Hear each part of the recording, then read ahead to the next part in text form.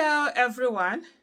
I just saw this analysis here, and I think it's so spot on, and I just decided let me just take it on here.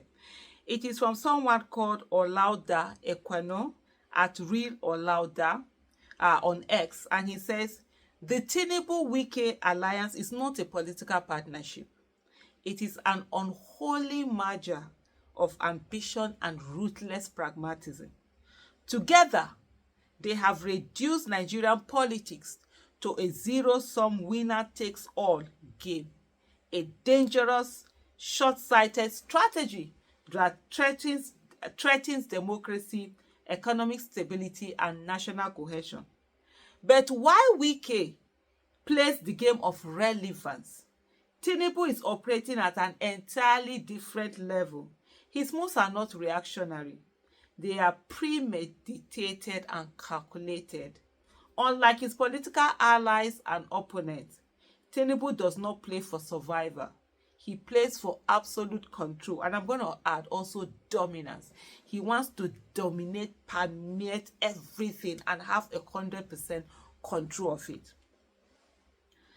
He said, what is his end game? How does he intend to manipulate 2027?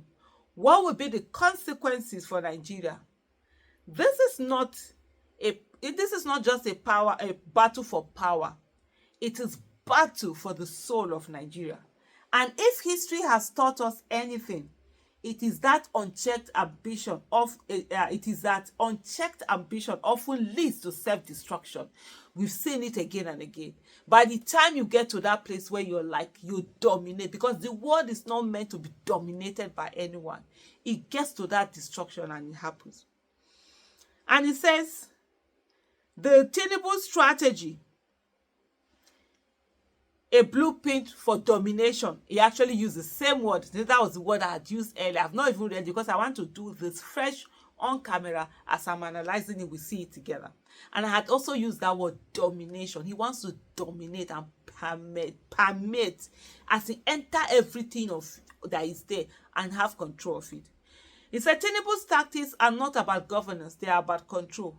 His strategic blueprint is built on economic subjugation, institutional capture, and political infiltration. 1. Crashing the economy for absolute control. By deliberately devaluing Naira, removing subsidies recklessly, and imposing unbearable taxes, Tinubu has made every Nigerian dependent on his system for survival. State governors, federal legislators, and private sectors elites must now align with him or risk financial ruin, which is so perfect. And so in fighting Tinubu, we can't do the usual. Every one of us, we must go to unusual. The thing that ordinarily you will not want to do, as long as it's within the confines of the law and the constitution, we have to do it now. Oh, I don't want to run for office. I don't want to. This is not the time for that. This is the time for every one of us to be on it. I don't want to do politics. This is not the time for that. I don't want to talk. This is not the time for that. We all must come out and also match aura for aura.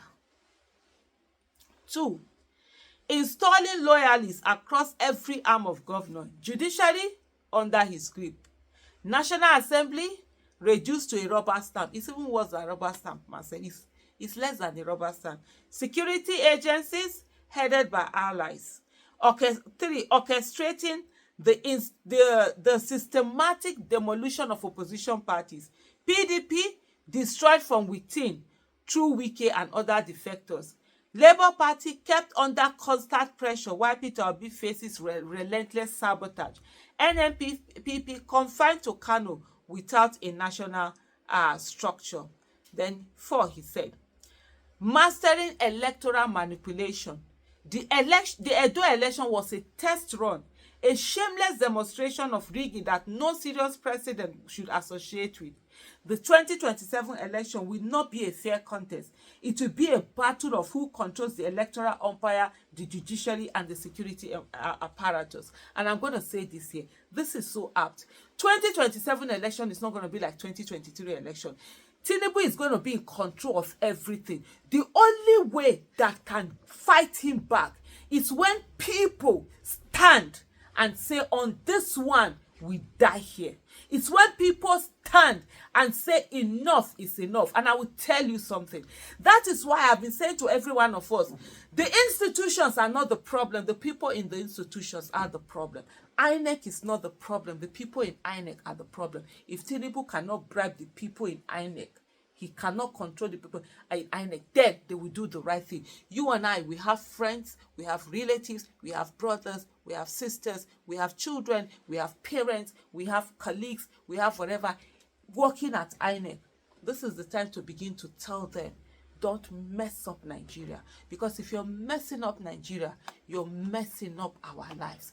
The same thing with the judiciary. We have brothers, sisters, daughters, parents, children, colleagues, whatever in there. We must send the same message to them. The same thing with the security agencies. The same thing with all those arms of government. We must begin to take this personal. This time, voting is no longer about just the people who have voted in office.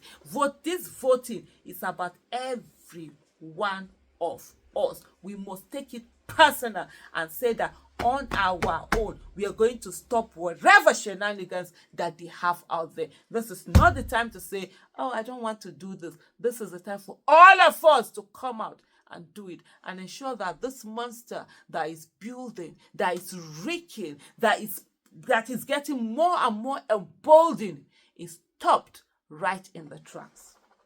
Let me continue.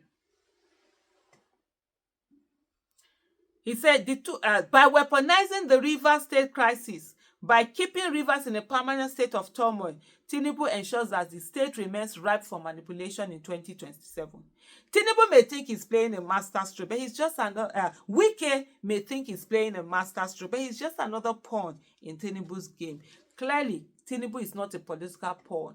But his biggest miscalculation may lie in his overconfidence in believing that Nigeria is incapable of resisting him. And I tell you people, it is not the Aisha Yusufus of Nigeria that will resist him. It is every single Nigerian out there, those ones that are looked upon as nameless, faceless, and voiceless. That we have their faces, that we have their names, that we have their voices, and they will stand and they will speak and they will be heard. And their voices will be so loud and clear that nobody will dare not to hear them. That is where we are going to be. And I'm loving it's just like, when they say someone is writing your mind, you've not had time to put this English that somebody has put it down. This is what this guy has just done. Because right now, there is they call it hubris. It's going to get into their head. Tinubu will think he has control of Nigeria. The Nigeria that will be better, that is already been better, that will come out, is going to shock Tinubu. Watch out for part 2 of this.